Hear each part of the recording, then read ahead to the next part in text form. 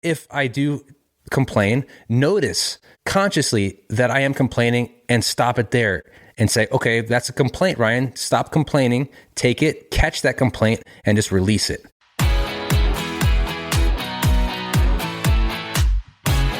Welcome to the Hairpreneur Show, the show that teaches you, the hair pro, how to work smarter so you can make more, work less, and live a purpose-driven life on your schedule, not your clients'. I'm your host, Ryan Weeden, and each week I'll teach you awesome, actionable ways to tap into your personal greatness. Through marketing, mindset, and confidence training, it's time to unlock the next level of you. Let's grow.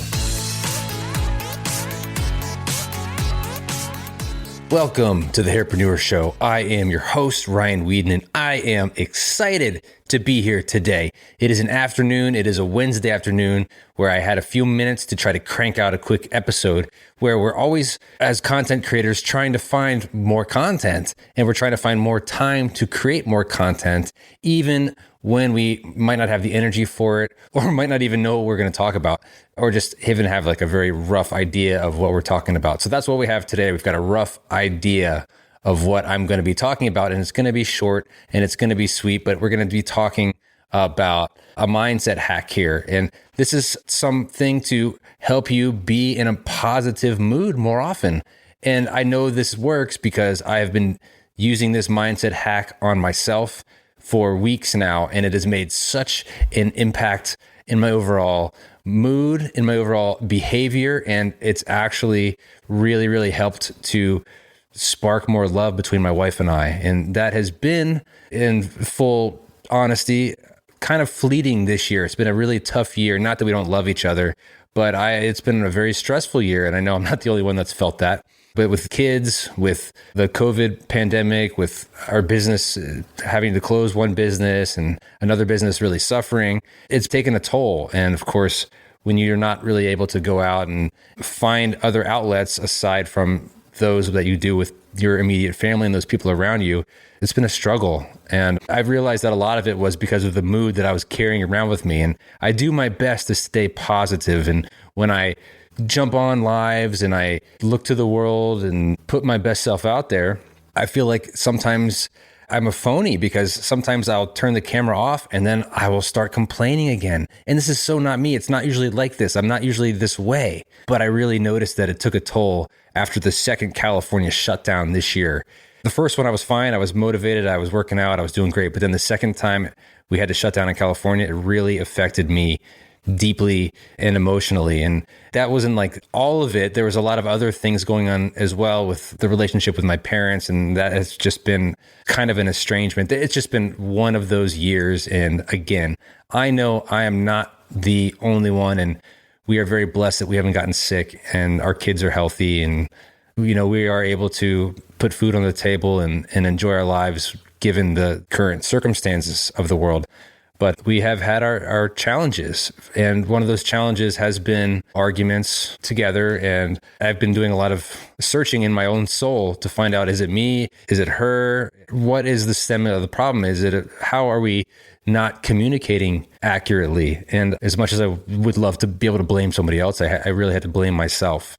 One issue that I've always had in my life, it's a learned behavior, it's a learned habit that I got from my father. And my father, great man. I really took so much from him. He passed away when I was 13. He had an incredibly amazing side to him. He was very hardworking, very motivating, had a lot of courage. But one of his downsides was that he got very frustrated with himself. And he would have a negative outlook when things weren't going his way or going the right way, what he thought was the right way. And he would take it out on himself with like self-abuse.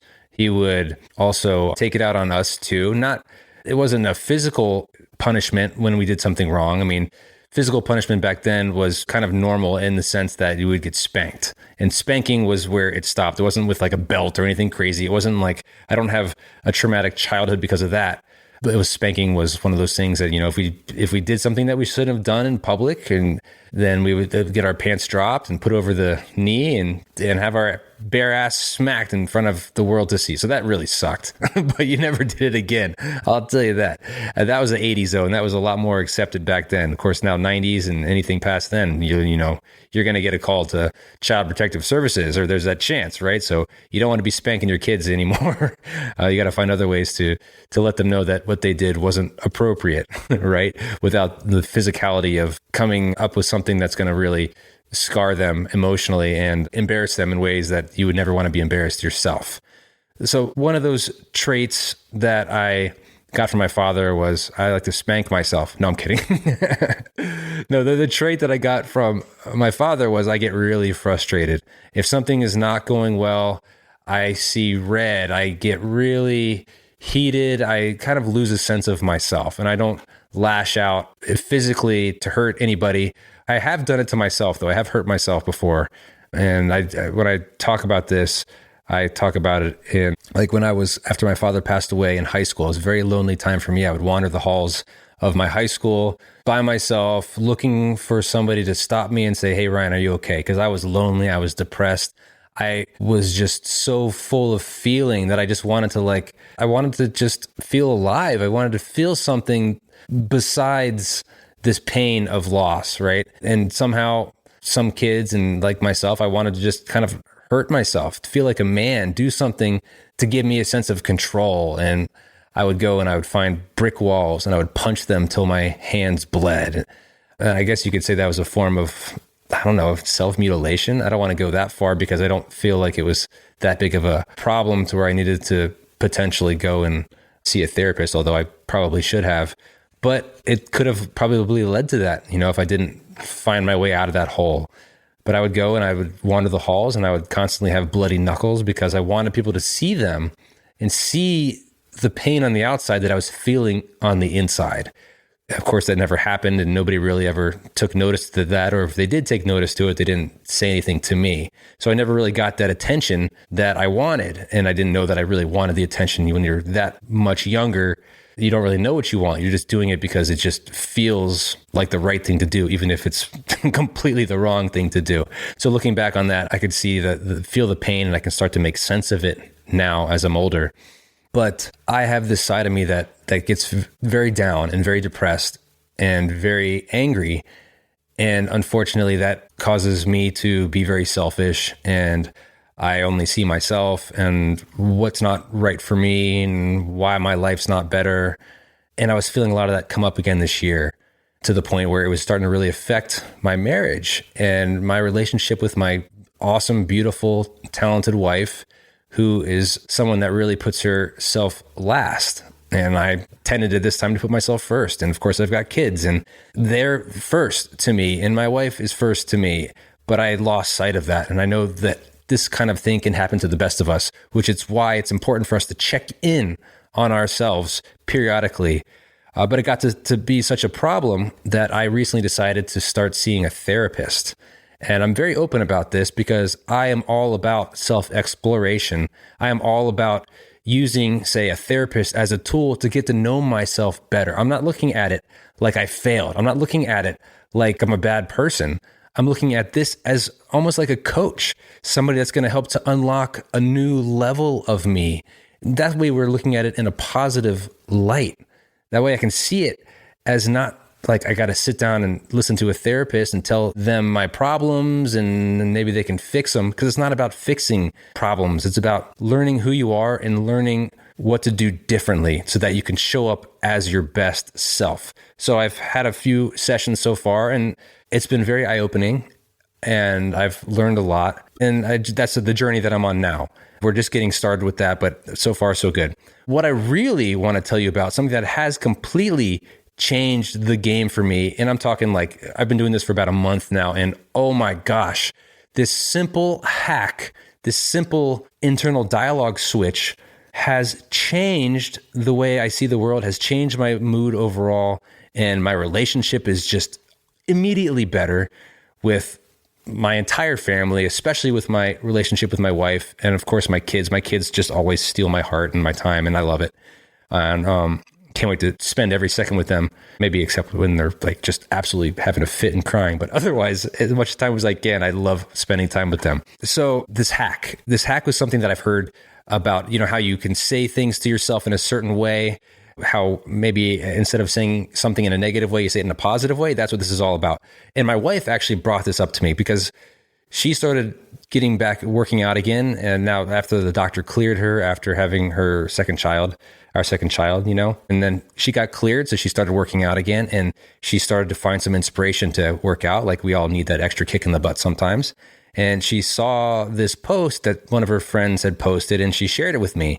And it really just made sense to me. So the hack was something that I was listening to a podcast, and it wasn't actually supposed to be a hack. It was something that I heard it was Brendon Burchard's podcast, The Brendon Show, which is a great personal development, personal growth podcast. But I was listening to that and I heard him talking with one of his guests. And he basically said that you'll rarely ever find me complaining. It's just like something I don't do. I don't complain.